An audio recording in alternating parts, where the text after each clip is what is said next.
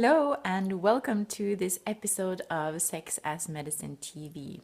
My name is Marta Schneider, and together with Devi Ward and our lovely team at Authentic Tantra School for Tantra, we run this YouTube channel and we bring another Tantra tip to you every weekend. And if you haven't signed up for our newsletter, just go to our website, authentictantra.com, and sign up to get your weekly Tantra tip delivered to you in your mail. Now, today I'm going to answer a question about vaginal odor and semen. We get a lot of questions about this topic actually, so it's about time we speak to it. So I'm going to read the question.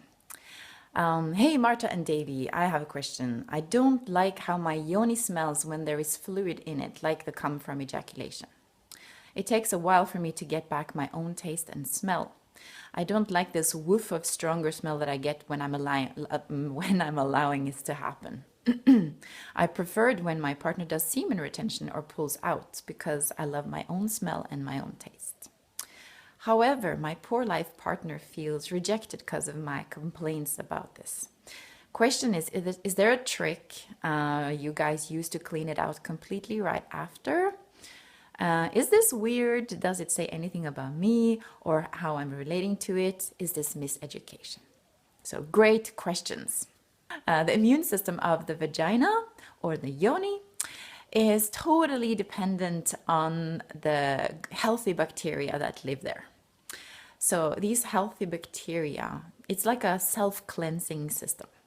These healthy bacteria are producing lactic acid. And that means that the pH value of a healthy vagina is between 3.8 and 4.5 on the pH scale, which is pretty acidic. It needs to be acidic to prevent unhealthy bacteria to grow there, because it's a very humid environment, and if we're not wearing cotton underwear and letting it breathe, it can be the breeding ground for bad bacteria. So it's necessary to have this acidic pH value. Now, there are a couple things that can throw our pH value off balance, and one of those things is semen. Another thing is menstrual blood, because it has a very different pH value. So semen has a pH value between 7.2 and 8, which is more towards the alkaline end of the pH spectrum. And when the semen is entering the vagina will do its own work to regain balance. So eating healthy will support the vagina in regaining its pH balance. Drinking enough water, making sure that you're not killing your own bacteria by taking antibiotics, and if you have to, that you help your body regain its healthy flora of bacteria by eating probiotics. Just ask a healthcare professional like a gynecologist or a GP for advice on how to rebuild your healthy bacteria culture. The thing about this is that when the pH value crosses or goes higher than 4.5, it becomes a good breeding ground for unhealthy bacteria to grow. And whatever bacteria is growing anywhere is going to produce some kind of smell.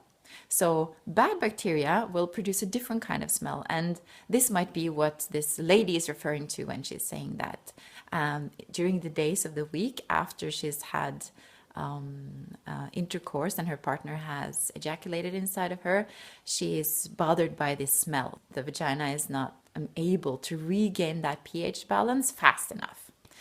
Another thing which is worth mentioning is that just like anything else that contains proteins, semen will smell when it decomposes, because protein decomposes in such a way that it produces smell in and of itself.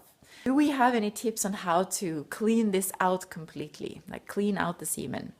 And very, very important message to take home: do not douche or wash inside your vagina. Because what you do when you do that is that you wash out the healthy bacteria as well, which is your immune system. So you want to keep that in there as best as possible.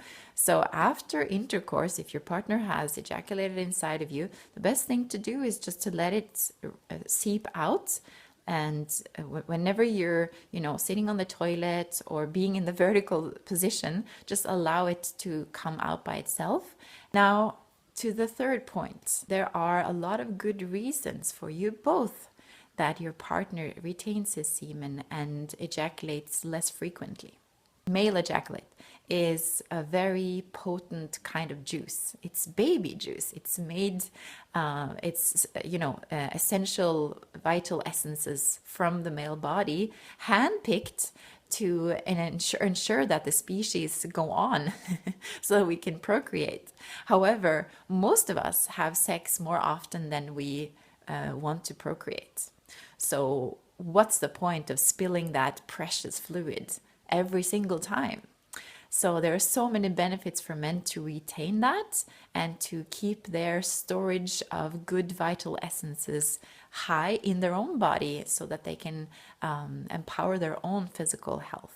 Because learning to retain your semen is one thing, but then the next point is to separate ejaculation from orgasm, because you want to have as much pleasure as possible, right? So there's no reason to have less orgasms just because you retain your semen. In fact, when he is overcoming the urge to ejaculate with orgasm, he opens up the door into this landscape of multi-orgasmic ability. So he can have many different kinds of non-ejaculatory orgasms. Then it's a great benefit if the intercourse can go on more than 7 minutes, which is like the max average duration of intercourse. So if intercourse can last longer than it takes the man to arrive at his first orgasm, and he can have multiple, then there can be an intercourse that is much more fun and pleasurable and give both of you more than one orgasm. So that's my last tip in that direction. I don't think you are weird for asking these questions or feeling, the desire to keep your own taste and your own smell of your vagina. And there's absolutely nothing wrong with requesting that your partner doesn't ejaculate inside of you. If you're interested about how to develop your ability to become multi-orgasmic, or your male partner to become multi-orgasmic, just contact us. We have programs with the proper methods and the sufficient support, because that's essential. It's not an easy game, but it's definitely doable, and it's so much fun when you're successful.